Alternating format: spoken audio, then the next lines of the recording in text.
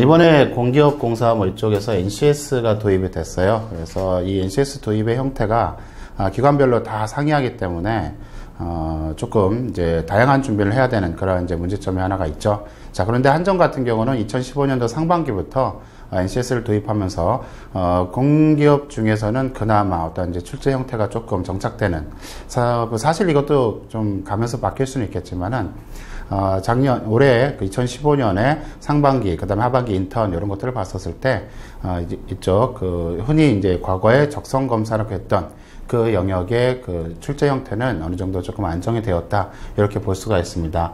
그래서 전체 형식을 보자 보면 이거죠. 과거에는 이제 한전 자체에 어떤 인적성 문제가 있었어요. 그래서 이것은 일반적인 대기업 인적성하고 이제 크게 다르지 않은 그런 형태로 출제가 됐었는데, 이번에 NCS가 도입이 되면서 기존의 인적성 형식하고 NCS 형식하고를 서로 이제 융합을 시켰죠.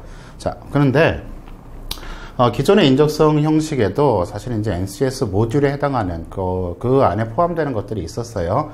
그래서 전체적으로 봤었을 때는 이제 NCS 비중이 좀 커 보이는 그런 형태가 보였고요. 향후에는 이제 어떻게 될지는 모르겠지만, 일단은 기존에 해왔던 것들하고 NCS 유형하고 이제 합해서 출제한다라는 것은 좀 지켜지지 않을까. 다만 그 비중의 문제는 이제 그때그때 서로 조절이 되겠죠. 자, NCS 기초직무평가, 직업기초능력평가에 총 10개 모듈이 있었어요. 이 10개 모듈 중에서 한전 같은 경우는 이제 8개를 반영을 하고 있습니다. 보면은 이제 자기개발 능력하고 직업윤리, 이것은 이제 직접적으로 이제 출제하지 않는다라는, 뭐 이것을 출제하지 않겠다라기보다는 요것을 가지고 출제를 하겠다, 이렇게 이제 한전이 밝혔죠. 보통 이제 일반적인 기업에서는 한 뭐 6개 정도를 하는 경우가 많은데, 한전 같은 경우는 이제 8개를 했고요. 자, 문제 형식을 보게 되면은 이제 90분 동안에 120문제를 출제를 했습니다. 이게 살짝 애매하죠. 문제수하고 시간하고 비슷하게 되면은 이제 많은 것을, 즉 이제 높은 점수를 하는 것이 유리한 시험이 되는 거고, 그 다음에 문제수에 비해서 시간이 적게 되면은 이것은 어떤 이제 약간의 순발력을 포함해서, 그래서 일정 정도 수준의 이상의 문제를 푸는 것이 중요한 이제 그런 형태가 되는데요. 90분 동안에 120문제를 냈습니다. 그러면서 문제 자체의 난이도도 그렇게 낮은 편이 아니죠. 그러다 보니까 상반기에 이제 여러분들 후기들을 좀 살펴보게 되면은 이제 많이 푼 학생들 보통 뭐 110분 정도, 110문제? 110번까지 정도 푼 경우도 있고요. 그거보다 이제 못하게 푼 경우가 이제 상당히 많았어요. 하지만 이제 이것이 뭐 다 풀어야 된다, 많이 풀수록 좋은 것은 아니고요. 얼마만큼 많이 맞았는가가 사실 더 중요한 시험이 되겠죠. 물론 이제 일정 퍼센트 이상의 문제는 산술적으로 봐서는요, 여러분 이거 아무리 못 풀어도요, 이제 문제 수준 이런 걸 봤었을 때는 90분 동안 한 100문제 이상은 좀 풀어줘야 어느 정도 이제 경쟁권 안에 들어가지 않을까, 이렇게 생각이 됩니다. 문제는 이제 세트형 구성입니다. 그래서 어휘, 뭐 단어 유추 뭐 이런 거죠. 그 다음에 일반적인 독해, 그 다음에 수출이 뭐 전개도, 방정식, 언어 추리, 자료 해석, 뭐 자료 해석이나 언어 추리, 뭐 방정식, 이것은 크게 봐서 이제 NCS 유형에도 포함이 되는 부분이고요. 여기서 말하는 이제 NCS 유형이라는 것은 기본적으로 어떤 이제 문제 해결 능력, 뒤에서 얘기하겠지만 문제 해결 능력, 문제 상황을 해결하는 것에 포인트가 맞춘 이제 이런 것들을 이야기를 할 수 있겠어요. 이런 것들이 이제 총 한 10개에서 뭐 그때 정확하지는 않지만 10개 남짓 하나의 세트를 구성해서 그 세트가 이제 순차적으로 돌아가는, 즉 뭐 요것이 첫 번째 나왔고 요것이 마지막에 나왔다라면은 그 다음에는 다시 처음부터 이렇게 돌아가거나, 아니면 뭐 큰 변화 없는 상황에서 좀 유도리 있게 돌아가거나, 그런 형태로 출제가 됩니다. 자, 중요한 건 이거죠.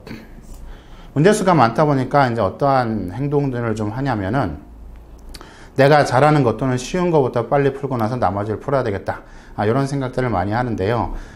그렇게 기회를 주는 시험이 아니죠. 그래서 네가 풀 수 있는 것을 풀어봐라 라는 것이 아니고요.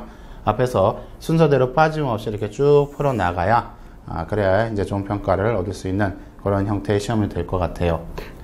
자, 마지막으로 보게 되면요, 사무직과 기술직의 문제가 일부 다르다. 이런 것 때문에 그래요. 전개도, 도형의 전개도 같은 경우에는 일단 사무직 쪽에서는 출제가 되지 않았거든요. 그것은 이제 2번 치러진 시험에서 똑같이 그러한 경향이 나타났고요. 그래서 이제 약간, 그 다음에 이제 뭐 독해 문제 같은 경우는 사무직이 조금 더 어렵다, 뭐 이런 차이가 있긴 하는데요. 전체적으로 그것이 뭐 의식할 정도의 수준은 아닌 거고, 이것이 뭐 어떻게 될지 몰라요. 예를 들어서 이제 문제의 개수만 달라진 상태에서 인문계에서도 전개도가 나올 수 있는 사무직에서도 그러한 가능성이 있기 때문에 이것은 뭐 내가 안 해도 되는 거야 라고 하지 마시고 여기 있는 모의고사에 있는 내용만이라도 좀 봤으면 좋겠다 그런 뜻입니다. 자, 2015년도 기출을 가지고 이제 큰 어떤 특징, 문제 자체 앞에서 본 건 우리가 시험의 어떤 특징을 본다라면 이번에 이제 문제의 특징을 한번 보는 거예요. 그래서 전체적으로 독해력을 중시한다 그랬는데 제가 NCS 직업 기초능력 강의에서 맨 처음에 무슨 얘기 했냐면요. 닥치고 독해력이다라는 얘기를 했어요. 결국은 이것은 크게 보면은 업무 수행은 결국은 무엇에 기반하고 있냐면 독해력에 기반하고 있다라는 거죠. 의사소통을 해야 되니까. 그 의사소통을 하는 것은 내가 남에게 나의 의사를 정확히 전달하는 것도 필요하지만 남이 말하는 것 또는 남이 작성해 놓은 자료들을 정확히 해석하는 것, 이것도 다 결국은 독해력의 문제예요. 그래서 이러한 기본적인 독해력을 가지고 있지 못한다라면요, 사실은 이 문제가 굉장히 어렵게 느껴질 거예요. 하지만 독해를 좀 충실히 잘 할 수 있다라고 하면 생각보다 쉽게 느껴질 수 있을 거고요. 뭐 그렇다고 독해력이 지금 부족하다고 해서 이것이 안 될 것이냐, 그건 아니죠.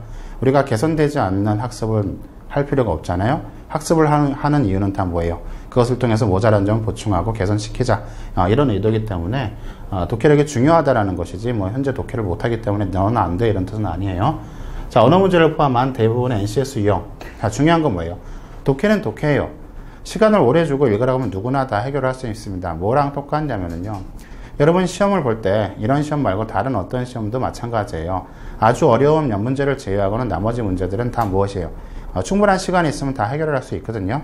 하지만 여러분들이 지금 가서 일해야 되는 상황은 뭐냐면은 제한된 자원 하에서 합리적 의사결정, 최적의 의사결정을 해야 되는 상황입니다. 그래서 제한된 자원이라는 제약 조건이 굉장히 중요하다. 그렇기 때문에 여기서도 시간이라는 것이 굉장히 중요한 제약 조건이고요. 그렇기 때문에 빠르고 정확한 독해 능력이 매우 중요하다라는 거. 그래서 이것을 여러분들이 문제를 모의고사를 풀면서 문제를 푼다라고 생각을 하게 되면 사실 모의고사 푸는데 별다른 도움이 안 될 거예요. 뒤에서 얘기하겠지만은 이것은 문제를 읽어나가는 게 굉장히 중요하다라는 것 한번 강조합니다. 두 번째는요, 문제 해결 능력 중심이다라고 그랬어요. 문제 해결 능력. 자, NCS에서 문제 해결 능력이라는 영역이 따로 있긴 해요. 따로 있긴 하지만요, 이 문제 해결 능력을 따로 떼어놓은 것이 사실은 굉장히 좀 무리수죠. 왜냐하면 문제 해결은 굉장히 복합적이고 다양한 여러 가지 조건들을 모두 통합해 가지고 하나의 의사결정을 내리는 거예요. 그래서 문제 상황을 분석하는 것뿐만 아니라 이것을 수리적으로 해결하는 것, 그 다음에 아까 말했던 제약된 자원을 어떻게 해결할 것인가, 자원 관리 관련돼서 어떤 정보나 기술 능력이 필요할 수도 있습니다. 그래서 문제 해결 능력 중심이다라는 것은 사실은 뭐냐면은 NCS 전반을 물어본다라는 의미지, 문제 해결 능력 중심으로 공부해라 이런 뜻은 결코 아니다라는 것 기억을 하시고요. 예를 들자면 이런 거죠. 전기요금 계산 또는 뭐 자료 해석을 통한 계산, 이런 것들, 의사결정, 상황 판단 모두 다 하나의 문제 상황을 해결한다라는 거, 그런 측면에서 이런 문제들이 굉장히 많이 출제되고 있다는 거고요. 또 하나가 이제 기본적인 컴퓨터 활용 능력 평가가 심심치 않게 나오고 있다. 우리 문제에서는요, 모의고사 문제에서는 이런 부분은 이제 될 수 있으면 좀 뺐습니다. 왜냐하면은 이것은 일단은 사무 능력 이런 부분이고요. 우리가 모의고사에서는 이제 전체적으로 이런 형태의 문제들을 어떻게 한번 검토할 것인가에 중점이 맞춰졌기 때문에 모의고사에서는 이것이 좀 빠졌을지라도 여러분들이 기본적으로 엑셀이나 파워포인트, 그 다음에 이제 검색하는 어떤 검색 연산자, 이런 거다 기초적인 알고리즘, 이런 것들은 다 어디에 나와 있냐면은 NCS 그 모듈, 기초 직업 능력 평가 모듈에 나와 있는 것이거든요. 그런데 앞에서 얘기했듯이 정보 능력이나 기술 능력 이런 것들을 평가하도록 되어 있습니다. 그렇기 때문에 이런 부분이 그쪽에서 출제될 것이다 라는 부분이고요. 자, 하나가 이제 마지막으로 보면 한정 관련 상식이 꽤 많이 나오더라라는 거죠. 뭐 꽤 많이 나오다 보면 이만큼 나오는 게 아니고 몇 문제 정도 나오는데, 이것은 뭐 한전에 지원하는 사람이라면 기본적으로 알아야 할 내용들이죠. 그래서 이것들은 홈페이지를 통해서 여러분들이 한번 잘 정리를 하시거나 아니면 기업 분석 자료를 통해서 한번 쭉 공부를 하셔야 될 것 같고요. 뜬금없이 이제 이런 것들이 나왔어요. 해외 관련 상식이다라고 되어 있는데, 뭐 글로벌 시대라서 그런지 모르겠지만 지도 하나 펴주고 중국의 어느 도시가 어디에 있느냐, 평소에 관심 갖지 않으면 절대로 풀 수 없는 문제들, 이런 것들이 나왔어요. 이것은 그렇다고 지금 또 다시 중국 지도 보고 외우고 이런 바보 같은 짓을 하진 않겠죠.